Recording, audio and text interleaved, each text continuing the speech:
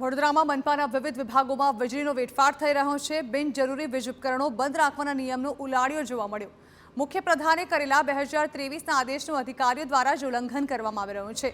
Municipal કમિશનરે પણ અધિકારીઓને આ બાબતે માહિતગાર કર્યા હતા। મનપાના અધિકારીઓ કમિશનરના આદેશને પણ ઘોડીને જાણે કે પી ગયા છે।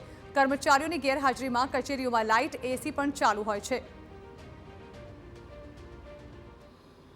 એક તરફ ગરમીનો પ્રકોપ વધ્યો છે, બીજી તરફ વીજળીની માંગ પણ વધી છે। આ માંગને ધ્યાનમાં રાખીને જે રીતે વીજળી ઉત્પાદન વધી રહ્યું છે, વીજળીનો જે વપરાશ છે તે વધી રહ્યો છે, બીજી તરફ મ્યુનિસિપલ કમિશનર અરુણ બાબુએ પરિપત્ર જાહેર કરી એક આદેશ કર્યા છે કે જ્યાં સુધી કચેરીઓમાં કર્મચારીઓ કે અધિકારીઓ હાજર ના હોય ત્યાં સુધી એસી, લાઇટ અને પંખા બંધ રાખવા જોઈએ। પરંતુ આ કમિશનરનો જે આદેશ છે તેને પણ અનેક અધિકારીઓ ઘોડીને પી ગયા છે। હાલ આરોગ્ય વિભાગની કચેરીમાં હાજર છે કે જ્યાં આગળ એક પણ કર્મચારી હાજર નહીં હોવા છતાં તમામ એસી ચાલુ છે, તમામ પંખાઓ ચાલુ હતા।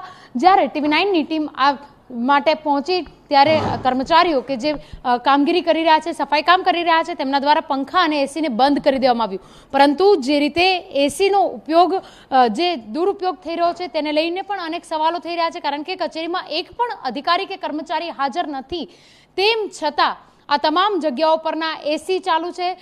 જે આરોગ્ય વિભાગની કચેરી છે તેની અંદર 4 એસી લગાવવામાં આવ્યા છે, પરંતુ તમામ એસી ચાલુ છે। હજુ સુધી એક પણ અધિકારી કે કર્મચારી પહોંચ્યા નથી, તેમ છતાં આ જ્યારે એસી ચાલુ છે ત્યારે વીજળીના વપરાશને લઈને અને કમિશનરના આદેશને લઈને અનેક પ્રકારના સવાલો ઊભા થઈ રહ્યા છે।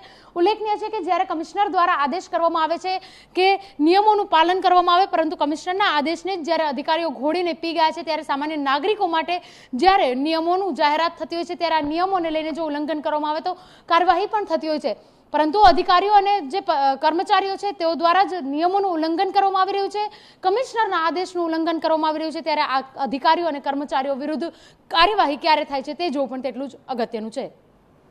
કેમેરા પર્સન રોહિત ગોયલ સાથે અંજલિ ઓઝા, TV9 વડોદરા।